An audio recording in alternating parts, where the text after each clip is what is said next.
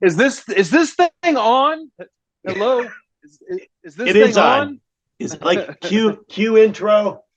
Hey, hey everybody, this is Eric with the Drummatic. Thanks for hanging out with us. Another episode of the Backbeat here. I've got my friend Michael Jade from the Michael Jade Drum Channel. Michael, What how is are you? what is up, everybody? What is up, Drum Addict? So happy to be here. Thank you for having me. Oh, my Uh, pleasure, dude. let's kick this thing off. Let's go. Let's do it. So let's jump right in. What got you into playing the drums? Oh man. So I've been playing drums since I got my first toy drum set for my fourth Christmas. So I've been playing drums ever since I can remember, or wanting to play the drums, I should say. My grandparents used to collect oatmeal canisters. They would be like these round cartons, and they would just collect them to store stuff in. And I would always end up grabbing a bunch of them and then just playing, or trying to find whatever I could, pencils or whatnot, and beating on them. And from there, they was like, "Oh, well, he needs a drum set," and so I got a toy drum set out of like a Sears catalog, just paper heads, little polyester heads. It was made out of tin, and promptly destroyed that. And I think I got about two more of those before I was 9, and finally they were like, "Okay, let's get him a real drum set." And so I got my first real drum set, actual uh, where you could actually take the heads off Tune them. and tune them when I was 9. So I mean, Nice. been practicing a long time, and I think it was around 11 or 12 that I discovered, oh, you can put headphones on and play along to your favorite songs. It was like Yeah, a lightning bolt, just struck me. I was like, oh my gosh, this is how I'm going to start learning to play drums, even more. And so I basically went through. I think my first two albums were Metallica's The Black Album and AC/DC's Back in Black. Just kind of your standard classic hard rocking albums, and learned those front to back. And I've been going ever since. that's awesome. I just recently, forgive me for this musical blasphemy, but recently just listened to the Black Album for the first time ever. Oh yeah, yeah. Have you ever seen the documentary of how they made that album? Yes, yes. It's some kind of monster, right? Is that what it's called? No, it's No. called A Year and a Half of Metallica, and it came out in like this 2 VHS tape box set, and I wore it out when I was like a teenager. But yeah, it's basically like 4 or 5 hours on two different VHS tapes of them goofing off in the studio, and then going out and taking that album out on the tour, and it was just insane. That's But yeah, crazy. it's a good snapshot of the early '90s too. Gotcha. Yeah, yeah. Well, check out, I think it's called Some Kind of Monster on Netflix. It's really, really cool. Really, really interesting documentary kind of on their evolution as a band.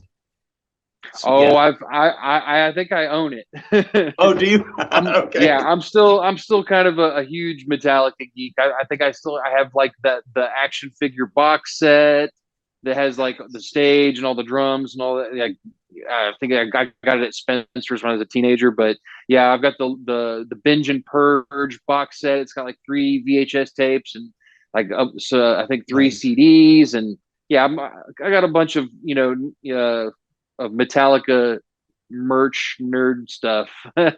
That's awesome. Have you seen, I just saw at Walmart it's like the Funko Pops, but it's a big set. It's like got the stage and everything, and it's Metallica. Nice. It's No, pretty I dope. haven't seen that yet. I haven't seen that, but if I do, I'll probably end up buying Or just it.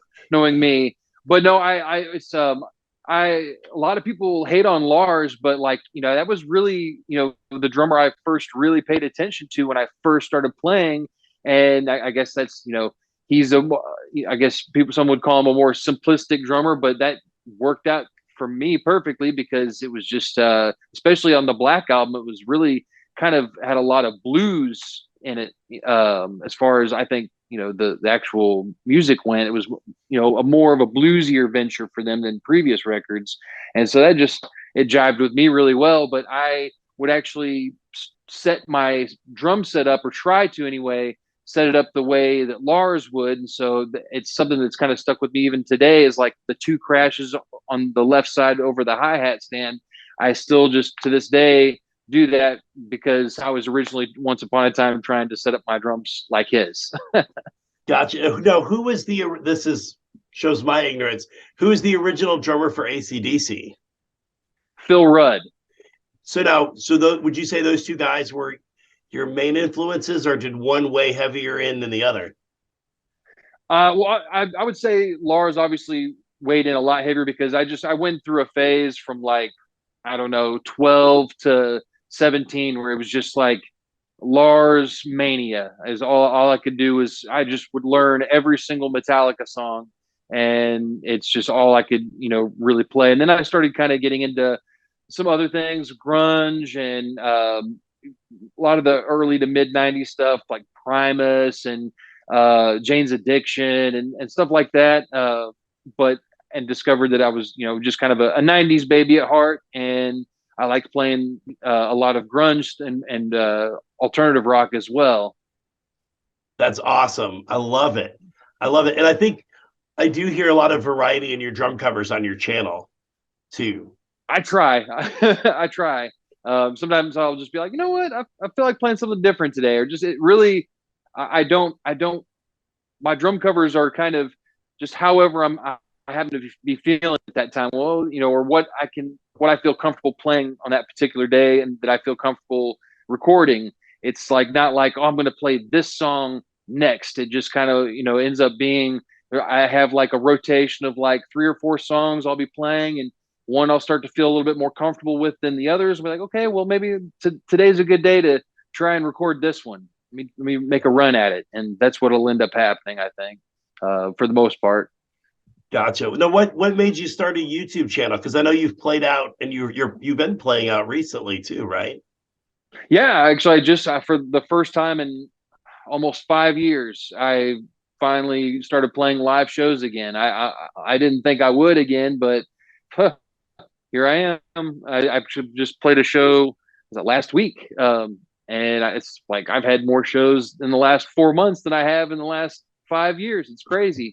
So pretty happy about that. But yeah, it definitely has kept me really busy, and has unfortunately pulled me away a little bit from my YouTube channel. It's just you start getting so many irons in the fire, something's eventually going to Right. have to be sacrificed, unfortunately. And but I'm trying now that we're in the winter time. It usually kind of slows down for live shows and stuff around the holidays. So I'm hoping to get back into doing some YouTube stuff for sure. Awesome. So what made you originally start the YouTube channel? So I'm originally from Illinois, living in Austin, Texas now. But I when I got down here, I knew absolutely nobody, and I was like, well, I need some type of musical resume so that people will take me seriously, or I've got to show people something. And I didn't really have a lot of recordings from my bands back at home, and so I didn't even have any recording equipment. So I called it drum miming. I would put on the song and take my phone out and record myself playing along to the song note for notes, and then just match up uh, my video with no audio to it to the song, and it would just be like I'm playing the song, but you're hearing the original drummer, but not me. And so Gotcha. it worked for the time being, but I'd get some comments like, you're cheating, this and that, and I'm like, well, I'm actually, it's actually a lot harder because you can't make any mistakes, because if you hit the drum whenever you're not hearing a drum, it's gonna look weird. You're Right. not you're not hearing what I'm playing, so I would have to literally play it note for note. And so I did that for about 5 years, and then I was like, okay, I got to stop doing this. I've got to get an actual studio. And I took a break for about a year and a half, and ended up meeting my wife, and we ended up buying a house together. And I was like, okay, now I can finally have the space to have a studio. And so that's what I kind of set about doing in this room for about, oh, the first, let's see, it's been going on now for almost 4 years now. And Nice. I basically originally did it to have a resume so that I could shop myself out to bands in Austin, and I I got by with what I could for a number of years, but now it's kind of the point where it turned into, I saw other drummers just kind of posting drum covers just for the fun of it, and kind of stumbled upon you and the whole online drumming community, and there's guys that just put up drum videos just to put up drum videos. And I was like, well, shoot, I could do that too. And it's kind of blossomed into, not just having as a resume, but something I can use to engage with other drummers online, and do these collaborations like you and I have done, and which we need to do another one. Yeah. We're way overdue. Yeah.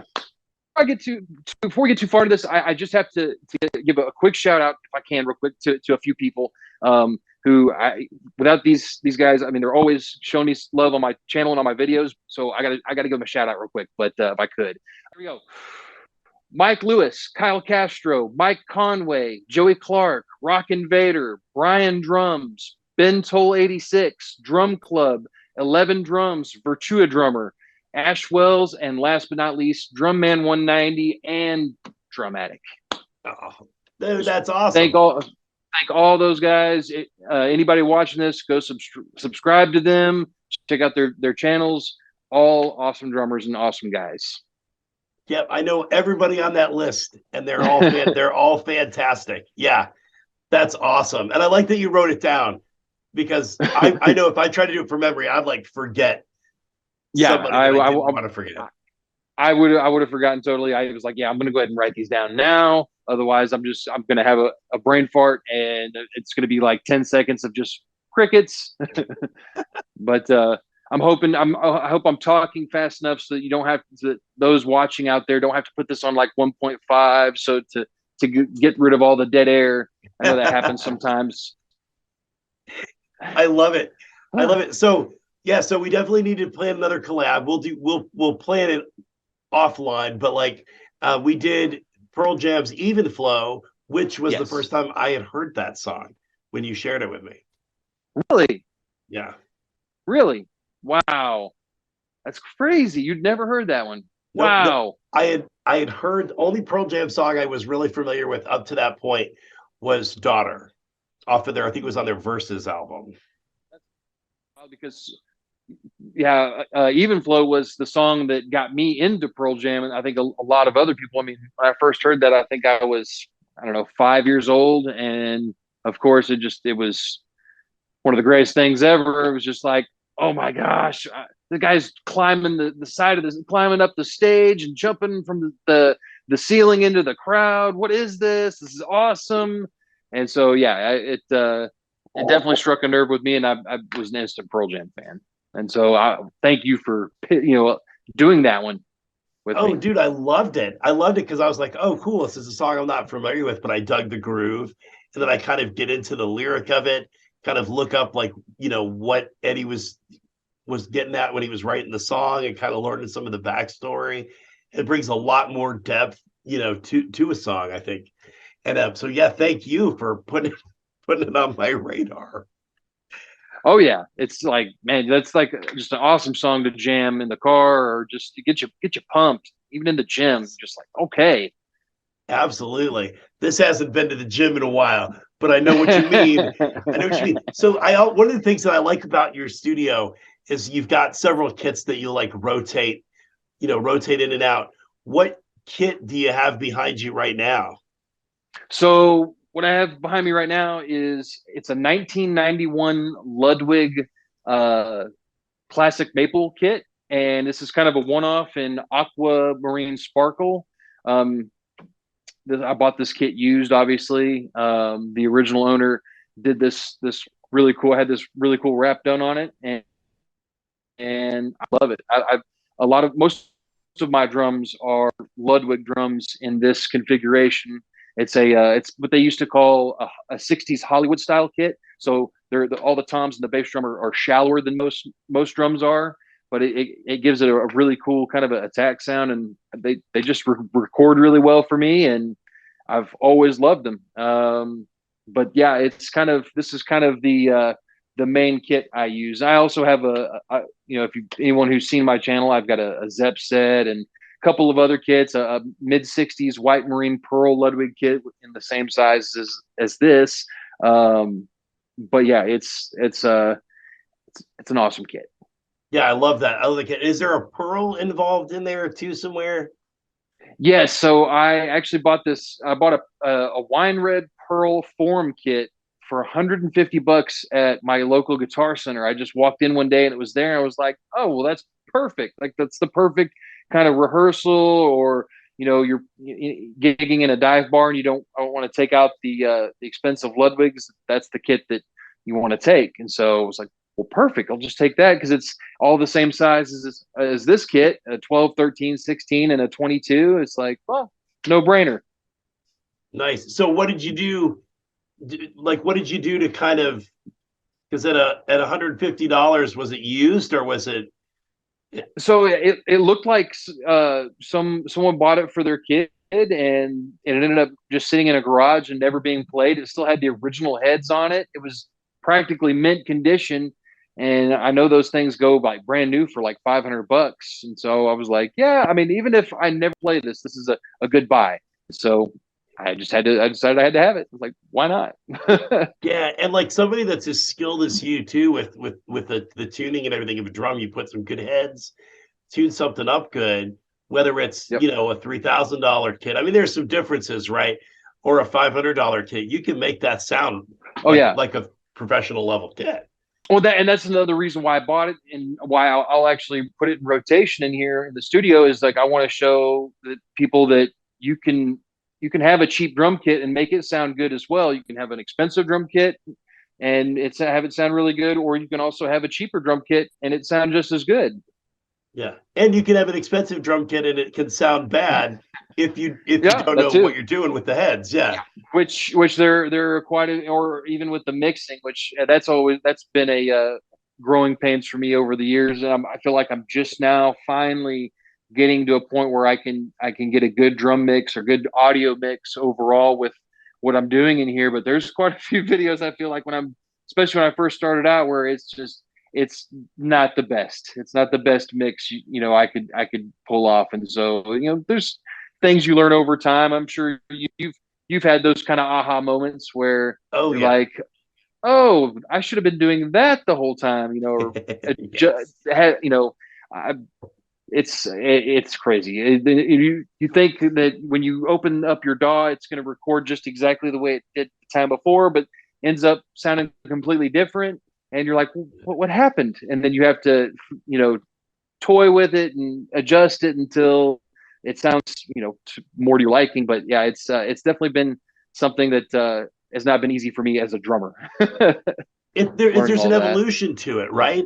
Like you start with what you know, and like for me, that was very limited, and or what I have to work with, and then you just kind of start learning, and like you said, you start experimenting and tweaking. You're like, oh, well, the kick sounds better if I EQ it like this, or if I place the mic like this.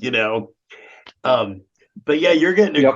a great mix, and I think it's it's a trial and error art for me because like I never studied.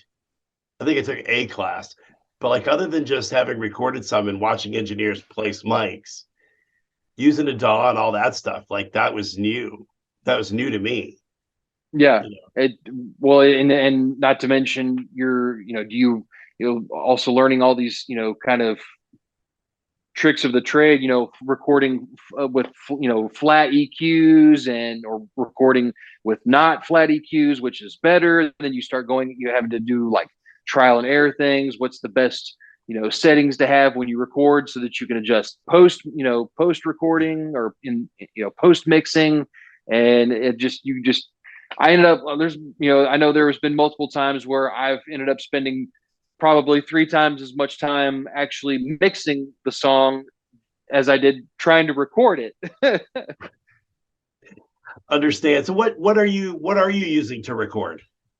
So I'm using two Scarlett 18i20s, the interfaces. They're daisy chained together.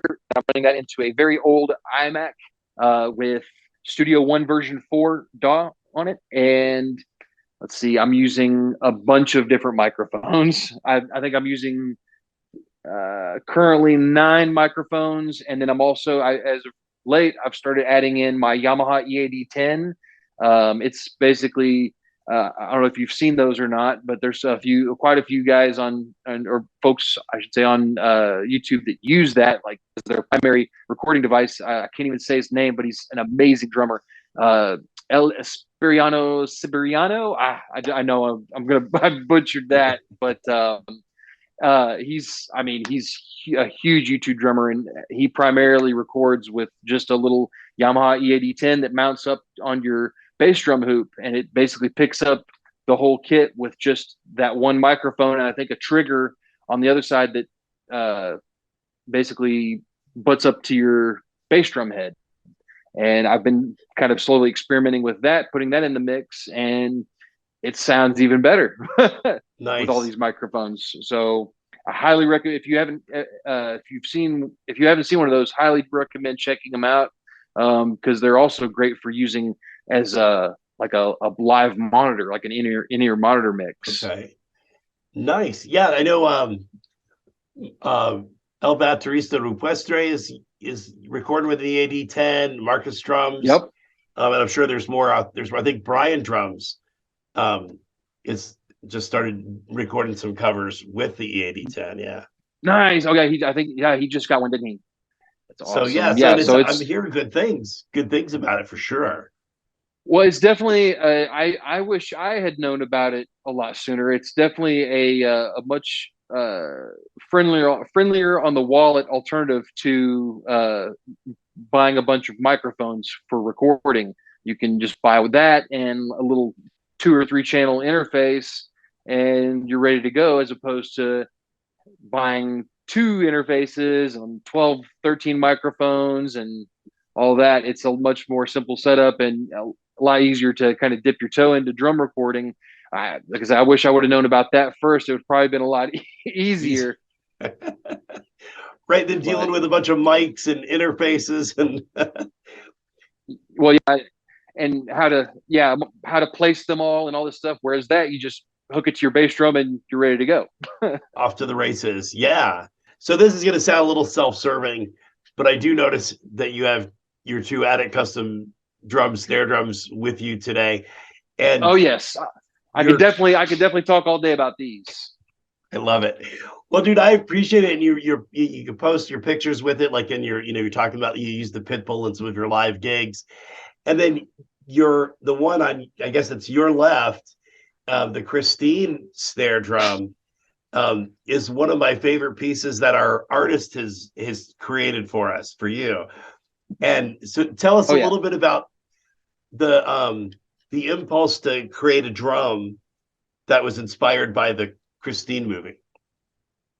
Well, so I've always wanted kind of a custom drum, and specifically a custom snare drum, and I've always wanted a wooden snare drum. All my snares have been some type of metal over the years, but I wanted to get a wood snare drum in the arsenal, and it was right around the time when you were starting to get things up and running, and I think it was whose drum was it that I saw? And I just was like, oh man, it's amazing. It's amazing. Like, I think first it was Drumman 190. And then I saw, I knew I was going to forget his name. Maybe you might be able to help me out. Is it Rich? Oh, Rich Rodog? Rich Rodog drums. Yes. So I saw his and how he had done his kind of like a scene out of his backyard, like with trees and stuff. And I was like, well, it got me thinking. I was like, well, I mean, I'm a huge horror movie buff, and one of my favorite, classic horror movies is Christine, and I'm also kind of a car guy as well. So that would just kind of tie everything into perfectly: the cars, the drums, the horror movie.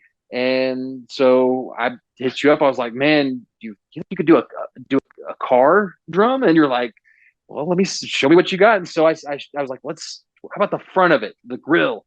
And God, as you can see, it came out amazing. I don't even like to play this thing. it looks so beautiful. It spends most of its time on display, and anytime anybody comes over, it's one of the first things they see. And obviously, I get questions about it, and I love it's a great conversation starter. It's anytime a musician or a drummer friend of mine comes by, they're like, "Dude, where did you get that?" Love it.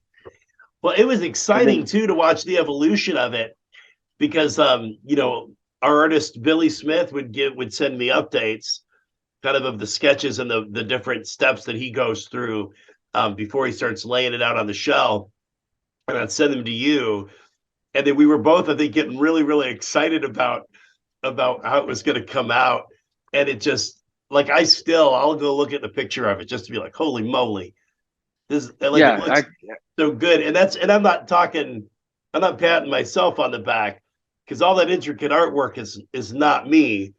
That's our friend Billy Smith who does that for us. Oh yeah, but dude, Billy is incredible. It looks so good. It's still one of my favorites. This exists. This actually exists in the world. There is a Christine snare drum. There it is. And then this one, I mean, I can't say enough good things about this one either. It's a workhorse. I love taking this thing out, and I think it's brass, right? It's a solid brass shell, and it's like a cannon. It is. I saw Joey's, who I guess you guys kind of partnered up to design this thing, and I was like, man, I've got to have that. I've been wanting a brass drum for quite some time, and I saw this one. It was like, yeah, that's the one. And so I had some type of contest where it was like a silent bid or silent auction is what it was, and I was like, oh, what a perfect time to try and snap it up. And so I put in my bid, and lo and behold, I guess I was the highest bidder, and I was like, well, I guess I got to get it now. I love it. Yeah, and that's another one that sounds really good, and I keep trying to tell Loretta that I need to build another one just to have in our studio because I like the way it sounds so much. Oh yeah, whenever it's great for whenever you have two guitarists on stage, both are playing through half stacks. You need something to cut through all that, and this thing does it. Yeah, and you were awesome. You did a great review on it, which I appreciate, and then sent me some cool promo photos. You cut out. Oh, I said your review on it was awesome. Oh, and you sent yes, me some really cool photos to use. Oh yeah, I had a blast opening this one. Now, of course, I had a blast opening this one as well. This one just, I almost fainted when I saw it. But in this one as well, it was just like this was like a different kind of exciting because like, oh yeah, this one's gonna see a lot of road time, a lot of heavy use, and I'm so excited to just beat this thing up and see what kind of punishment it can take. And man, so far it's holding up pretty well. I love it. So I love it, and you're wearing your Attic Custom Drum shirt, which you were not prompted to do. Oh no! I'm just this is all love right here, man. I just wanted to show the love, and obviously you've got yours. I didn't want you to feel left out, so I had to represent and have mine too, and love it. Show people that hey, you can go and grab this one. You could buy this one. You can buy that one. Man, I need to get some more of your swag. Honestly, you've come out with some new stuff recently, haven't you? I did. It's funny, dude, because I'll go through like phases where I'll be bored, and like, well, particularly when I was working like phone lines with my job, and we'd have downtime, I would just create because it was something that I could easily stop, answer the phone, and come back to without getting mentally frustrated, And so there is an inordinate amount of stuff at our Teespring store. It's almost comical. Oh, I can imagine your house is probably getting quite full of of Drumatic gear. There's way more of it that exists than we own just because of the cost of it. But like, it's like, well, we have so many t-shirts in our house anyway. So we'll every so often we'll grab a couple designs for Loretta or myself to wear and try to wear them on the channel and things like that and stuff. But yeah, but I And love it, man.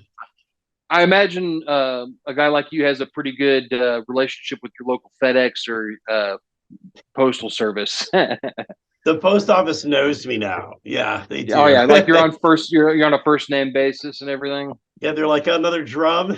I'm like, you bet. Where's this one going? Texas. I like I said, you also give me quite a few of your stickers too. So I've kind of slowly been spreading those around Austin whenever I see an opportune time to throw one up. I'll pop it right there between a bunch of other like local bands stickers and stuff and venues where I can. I love it, dude. That's awesome. I appreciate that so much, man. That's super cool. Oh yeah, whenever I see an awesome product or just an awesome guy trying to do something, I'm all about supporting the small business and especially if it's something that's awesome. It's like, well, why not? Of course, this is something worth supporting. So uh, I decided that yeah, I was going to jump in with this and represent Mr. Attic Custom Drums. Nice. And I need to get like a screen grab of you on the snare drums. That's so dope. Oh yeah, they also make great armrests too. That's killer. It's still surreal for me to see them like in your studio, after they were in the shop and then boxed up and shipped. It's always surreal to see them in the location they were intended for. I love that. Oh yeah, it's definitely. I try to give them a nice, happy home, and like I said, this one, it's all I can do to keep from getting a shadow box for it. It's like, well, I still want to take it out and play it a little bit, but for the most part, it's like, no, I can't be too mean to that one. But that's like I said, why I decided to buy this one, and I think there may eventually come a day where I'm probably going to want another one. That's the thing with snare drums, isn't it? Yeah, it's kind of like my drum kits. It becomes an addiction almost because there's so many different sounds that you're trying to capture, and not one drum can always do it. But I love it when you get on your channel and you talk. It's just kind of neat to see like that other part of somebody's personality. Because I think you catch some of it when they play, and then when they talk, it's almost like this other aspect, to that. And I like to see that because I feel more connected, if that makes sense. Yeah, that does make sense. I saw other channels doing that, kind of going that route, and it was like, well, I need to, I want to try to show a bit more of myself as well, not just that I play drums, but also that I love to geek out about different products and things just as much as the next guy. And I love talking, drum shop with just anybody that's willing to listen. So it was like, well, perfect. I can, whenever I get a new piece of gear, let me just, show everybody on my YouTube channel what it is I have and why I got it. And basically what it's all about. It's just kind of blossomed from there into almost like a gear review every once in a while. Yeah, and you recently did that stealth rack, right? Or it's probably been a month or two ago. Yeah, it's been a minute. Yeah, that was a lot harder than I expected it to be. It was definitely some learning curve with that one. I expected just everything to go together perfectly, but it took some finagling and kind of also just kind of someone who had never really messed with a rack before. It kind of took a little bit of learning throughout the process of putting it together to try and figure out, exactly how I wanted it to be set up and what it was capable of. And all the while trying to make sure it was also level and everything. It was fun. It was fun, but at the same time, it was like once it was all set up and everything was in place, it was like, okay, not doing that again for a while. No adjustments. This is it. This is how we're playing this kit. This is it. Yep, it's good. How it is right there. Just we're gonna roll with that. But no, I it was such a treat for me because I've always had stands and I love stands, but at the same time, when you start getting into the realm of three crashes and a ride, and maybe you want your toms off of your bass drum, you're like, well, now I've got so many on top of microphone stands. You're like, well, I've got so much floor clutter now, Right. and cables going everywhere. It started to get really cluttered, especially in the room in my studio. And so I was like, well, I guess it's time to start investing in a rack. And so I chose Gibraltar because they seem to be really universal, and I wanted a stealth rack because it's just more low profile and it puts more attention on the drums as opposed to all the hardware. And it definitely took me the better part of a day, and I had fast forward through my video quite a bit, but or like hit basically go through like kind of warp speed on me putting everything together, but it was still fun. It just definitely took a lot longer than I had originally anticipated it would take. But that's maybe because it was me, and I'm a huge, I don't know about you, but I'm a huge perfectionist and kind of OCD when it comes to setting up my drum set. Everything's just got to be just right for the most part. Yes. I've got to have everything. If it's 1 inch too far away, then I feel like I'm reaching too far to hit this or that. It's got to. If it's too close, then I'm not hitting it right. Everything's got to be kind of real specific, and that's like something that Yeah. I love and hate about myself as well. Well, but I think it makes it easier to play, right? Like I'm pretty type A about it too. Like everything's kind of, uniform. So like when I'm Mm. playing, it's just everything's easy to access. I'm not reaching real far. I'm not coming up from a tom roll hitting a cymbal. Everything's just so. Well, yeah, and it's great when you find that wherever that spot where everything's comfortable. Unless you're like me in that you also tend to get bored very easily and you want to start changing all your setup. Hence, all the different setups that I bring in here every so often. You want to change. You like everything where it's at, but at the same time, you also want something different. And so I'm constantly changing and tinkering and moving stuff around, but also at the same time just trying to find that optimal position for everything. And man, having a rack really helped with that. No, no. Are you using that when you play out? Because it seems like that would be really helpful too in terms of setting up. Oh yeah, yeah. I'm using the rack exclusively when I play live gigs now, and it really helps whenever you've got everything on the side of the stage. It's all pre-staged and ready to go. You can just basically carry each rack up on stage, and everything's already set and ready to go. You don't have to. A lot of times, you don't even have to have a rug with a bunch of markers on it to figure out where everything is. You just boom, boom, bass drum, everything's ready to go, and that makes it a lot easier as well, and also makes you a lot faster getting up and on stage and off as well. Nice. So we're gonna shift gears just a little bit. I want to kind of backtrack. Which in Austin, there's so many bands so saturated. Oh, Sorry. do what? Go ahead. Go I was ahead. just I saying thought you were done. I was just finishing up that there's so many bands in Austin, such a saturated music scene here that you've got so much competition that you're having a lot of gigs. Most gigs that you will play here are going to be on 4 or 5 band bills where you've got to be on and off really quickly, and so having a rack really helps for a lot of those scenarios. Nice. Whenever you're bringing your own kit, that is. But go ahead, switch gears. That makes, so I think what happened is you froze, and so but I didn't realize that you were frozen, and so I started the next question, and then you came back in. I was like, oh no, I've interrupted. Sorry, we'll roll with it. We'll edit that out or something. Yeah, we'll make it work. So we were talking about your Christines there. You said you were a horror film buff. Favorite horror film of all time? Oh man,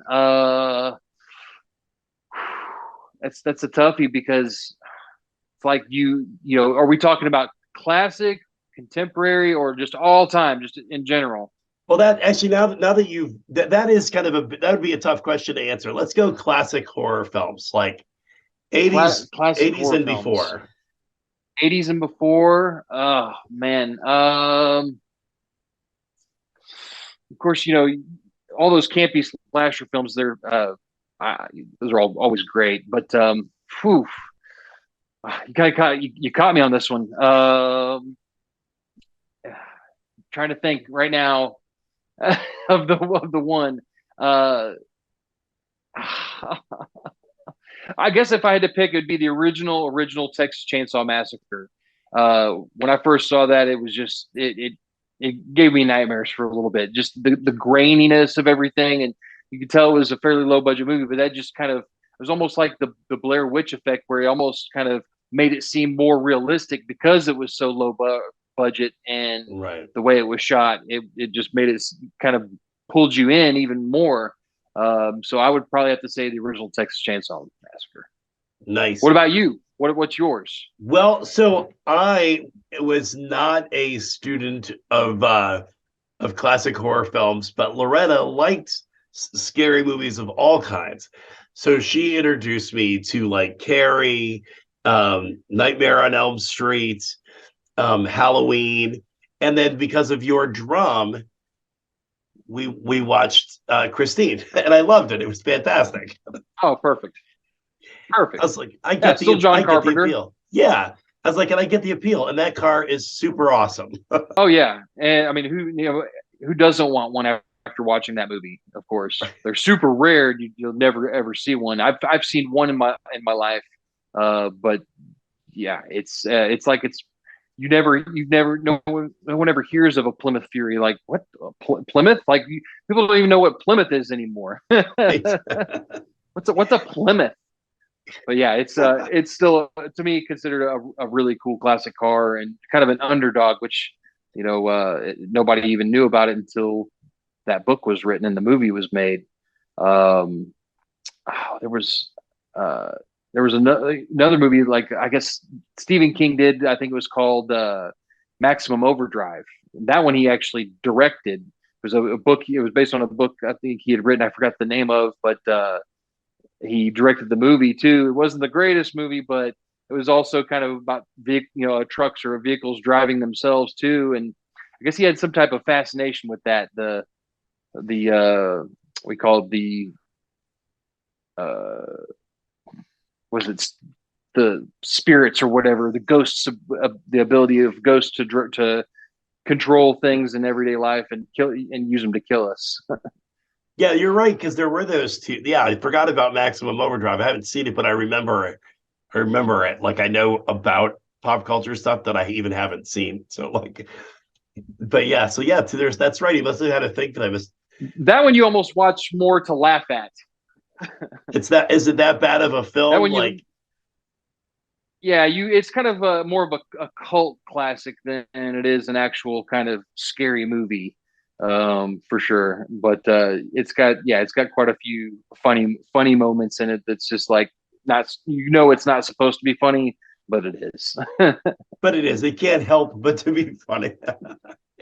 I get it. There's a lot of movies like that, um, that you could just watch and you're like, I know this is such a serious thing that they've done, but it's hilarious because it's not great. Yeah, it didn't stand the test of time. And gosh, I feel that way about a lot of my drum covers too. Sometimes I'll look back at some of my older covers. I'm like, oh, don't. It's all I can do to want to take it down, but I leave it up anyway because I like showing my progression and how Yeah. I've progressed over the years. But yeah, there's a lot of my older videos. I'll just look at that and be like, why did you do that? Why did you use that filter? Why did you not try to make that audio sound better? But it shows me how far I've come, and Yeah. where basically kind of where I'm at. Yeah. I think that's what's one of the cool things about it too, is you're kind of creating a visual history of of your journey. And I think that's super fun. Yeah, and that's another reason why it kind of further emboldened me to make more YouTube videos. Is just like, oh well, this is great, even just to have just for me, just to show my progression over the years as a musician, and to see for myself where I started, and my progression, and it'll be great to kind of use to push me to be an even better player. Yeah, I agree. And it gives you, and you get it. There's not a lot of things where you get, or a lot of opportunities to get a chance to watch yourself do something. So you're not only hearing the execution, you're seeing how your performance looks too. And you can kind of tweak those things and, oh, I want to be more animated. Yeah. Oh, okay. So, and one of the things, and I think we joked about this in some of the comments, of course, with no hair, I'm jealous of people with hair. But the first videos I saw of you, you had that fan blown. I'm like, dude, this guy has amazing hair. Yeah. Yeah. So I started. I married a hairdresser, and she's always wanted me to grow out my hair long, and so I started. And it's been through all kinds of awkward phases, but throughout that, it would constantly land in my face while I was trying to play drums, and I didn't always like wearing hats or having it in a ponytail, and so it just was like, well, I gotta have my fan, which I've always played with a blower fan like that, just for probably the last 12 years. I started using it when I was playing like 4 hour live shows back home. I used to play in a cover band, and we would play for 4 hours a night, 3 1 hour and 15-minute sets with like 2 15-minute breaks in between. And by the end of the night, I'd just be drenched in sweat. And then I started using a fan, and it was like I would be a more dry than the lead singer most of the time. And so I was like, well, this is going to stay. And so naturally, when I started growing my hair out, it started poofing out like that. And I was like, well, so I'm just gonna go with it. I'm gonna it looks kind of silly, but at the same time, it's kind of cool. So and it stays out of my face. It keeps my hair out of my face, so I can play, and I don't have to wear a hat all the time. So it's kind of a win-win.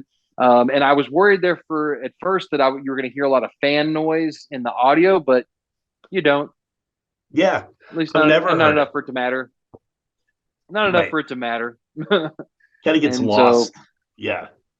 Pretty much. It's super minimal, and it's kind of almost turned into something that identifies me almost, because not a lot of guys do it, maybe because it looks so goofy, but I do it, I'd say 90% out of necessity, pure necessity, and then 10% because of how it looks. Gotcha. Well, see, like if I had I have an air conditioner that sits next to me that blows on me, and you never know that anything was blowing on me because there's nothing to move. But well, yeah, it helps to have something, it definitely helps to have something. I can imagine in the attic, in your drum attic there, and especially in the summertime, it probably gets pretty toasty up there. It sure does. And so it's a lifesaver. Yeah, and well, it's like any kind of, if you ever have to play outside or something, even if it's blowing hot air, just having some type of air movement is always great. Even if it's just blasting hot air, it's something. Right, exactly.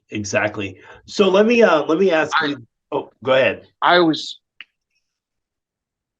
just gonna say, I always, when we're on the subject of fans, I always saw on Neil Peart's drum kit, he actually had fans that were taken out of a bowling alley. Those fans that are right there at where you get your ball out of the, I guess, where it spits it out. There's like a little fan there where you can dry out, basically dry off your hands. And he actually had one of those taking out and mounted on the side of his drum set so that he could dry off his hands. I was like, no, I always wanted to get one of those. So in lieu of not being able to get one of those, you just use a regular commercial HVAC blower fan.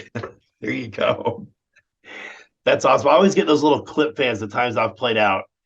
Like, I'll clip them to a stand, or to a light rig or something that's close by, so that I have airflow, and it helps keep me cool too, because I get really overheated easy. So They're not enough for me. I need something industrial strength. For all gotcha. this, for all this, it's got to be industrial. The $10 fan won't do, kids. We've got to That have won't suffice. the industrial. I love it. Yeah. You know, the next one's going to have a weed eater motor attached to it, I swear. My hair gets any longer, that is. Well, that's if I ever get a chance to play out again. Maybe that's what I'll do is get something like what you've got and really push some air up at me. But yeah, I always thought it was. I just thought it was. I think I might have even said, "Dude, I'm jealous of your hair," like in a comment or something. You and Joey Donhow. Yeah. Oh yeah. I keep telling him he needs to grow his out, but he won't listen to me. He keeps cutting his. I'm like, man, just let it go. Just let it go. See how long it'll go. But yeah, he has. I think he has the same problem that I have, where it goes right, flies right into his face, and he's just like, okay, I'm ready to cut it now. Gotcha. So let me ask you this as we kind of start to wrap up here, Michael. What advice would you give to somebody starting out on the drums? What advice would I give to someone starting out on the drums? I mean, it really kind of makes me think back to when I was starting drums, and things I wish I would have known. Um, I would say definitely important to start practicing with a metronome just as soon as you can. Practicing with a metronome it'll reinforce time. If you can't, if you don't have a metronome, I know there's a lot of free metronome apps you can use. That's what I use on my phone, but it will. That's been crucial for me over the last few years. Something I had to kind of put my pride aside. As drummers, we never want to be told that, oh man, you should use a metronome. But it's something I'm like, you know what, I'm gonna try, and it's really helped me progress leaps and bounds as a player, and something I wish I would have done a long time ago. So definitely practicing practice rudiments, even if it's just single strokes for 2 minutes at a time. Just 15 minutes before you jump on the kit to try and play a drum cover or something. It's what I've started doing. I think I'm up to 45 minutes to an hour now, where I'm practicing rudiments. I'm practicing double bass, and just different, even on rudiments on double bass with a metronome. And I'll just devote 30 minutes to an hour now every day of that to that just alone. Just try to build the building blocks of becoming a better musician or a better drummer. And so I would say that for sure. Also learn how to tune your drums, or learn the ways of tuning your drum set, especially before you try to record, because getting a good drum sound is crucial before anything else comes into play. That's good. Yeah. I think I can give one more good tip is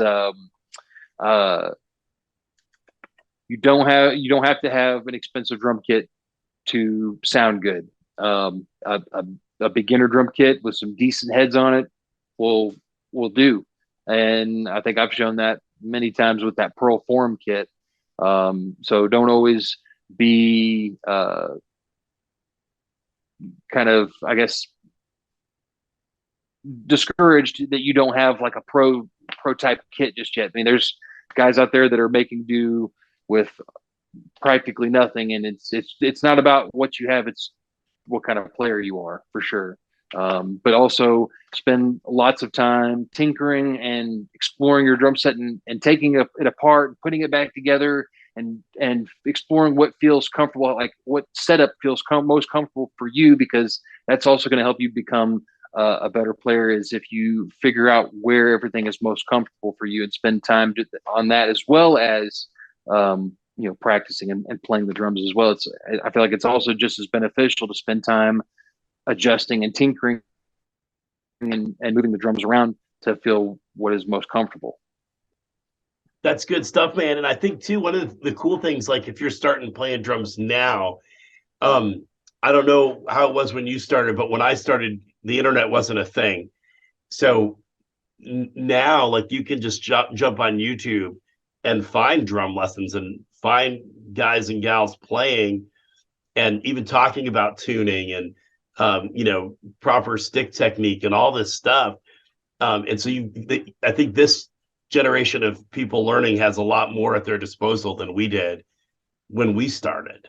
Oh yeah, for sure. Yeah, I didn't have the internet whenever I was first starting to learn to play drums, and I even if I had a proper drum teacher, which I think I had one or two kind of throughout the years, I still wouldn't end up listening to them. I just didn't have the maturity or just the patience to sit down and really practice what they were trying to tell me at the time. And thank goodness we end up getting older, right? Because sometimes that you end up coming back and you're like, well, now I have patience and maturity, and I think I'm going to actually sit down and try to pick up a lot of these good habits now that I have the ability to do so, or the cognizance to be able to sit down and be like, okay, no, you're going to sit here and learn this, and not just try to fly through it, and spend time and play it properly.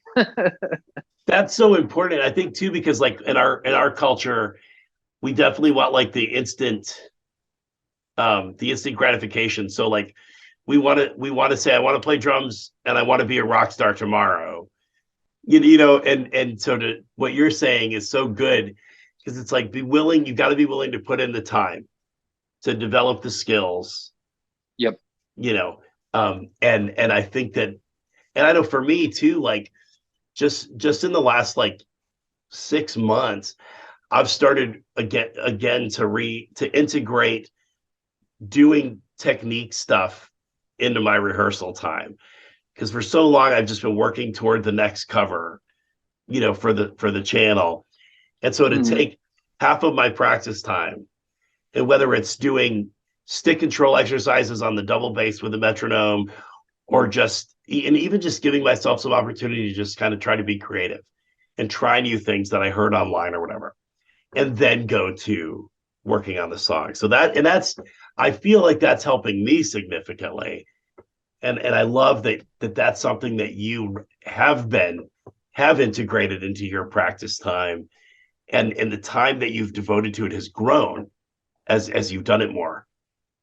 Oh yeah, it's also kind of, unfortunately, what's also made my YouTube channel suffer a little bit more is because I'm not just trying to throw up any and every song I can possibly play. I'm really trying to push myself, and I want to try and play progressively more difficult songs, or what I would consider difficult. And to do that, I need to go back to the basics of how I play, and really, put a magnifying glass on little aspects that I feel like I could improve to make me get into that next tier, if you will, of challenging songs that I haven't yet attempted. And I mean, so much, it could be so just something as simple as trying to develop better stick control with your weaker hand, which is, for me, is my left.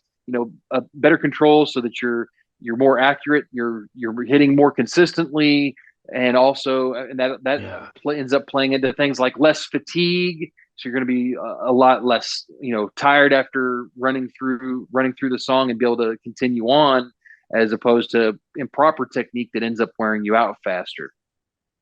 That's good stuff, man. That is good stuff. Well, you guys, if you haven't already, go check out Michael Jade Drum Channel. I'll throw a link up here. I'll put a link in the description below and in a pinned comment. And you guys, Michael is a great guy. He's a fantastic musician. Check him out. You'll learn a lot by watching his channel. And you're too much, man. You say you're too much. You're too much. It's true, man. It's so true. And thank you for hanging out with me tonight, man. I appreciate it. Absolutely, brother. Thank you so much for having me. Thank you for all that you do. You and Loretta are fantastic people. I love your channel, of course, and I think it was you that stumbled on my channel, and I'm so thankful for that, because it's just been a awesome friendship with you now. I think we're going on 2-3 years now. I've lost track, something like that. Coming up on 3 that we've had a channel. Yeah. So it's probably been almost as long as we've been on the internet together. Yeah, I know it's been a good minute now, and it's been so awesome to watch you progress as a musician, and we're kind of almost side by side, progressing on this journey. And well, it's so awesome that we get to do that together now. And we've crossed paths. And I've seen you go from just being a simple YouTube drummer like me to branching out into your own drum company, which is awesome to see. And I've been more than happy to support that and watch that grow. And I hope it continues to grow for you. And I'm going to be here cheering you on the whole way, brother. I love it, man. You're the best. And we're going to discuss a collab. So keep your eyes open for that, everybody. Thank you for stopping by. We will see you next time. Peace.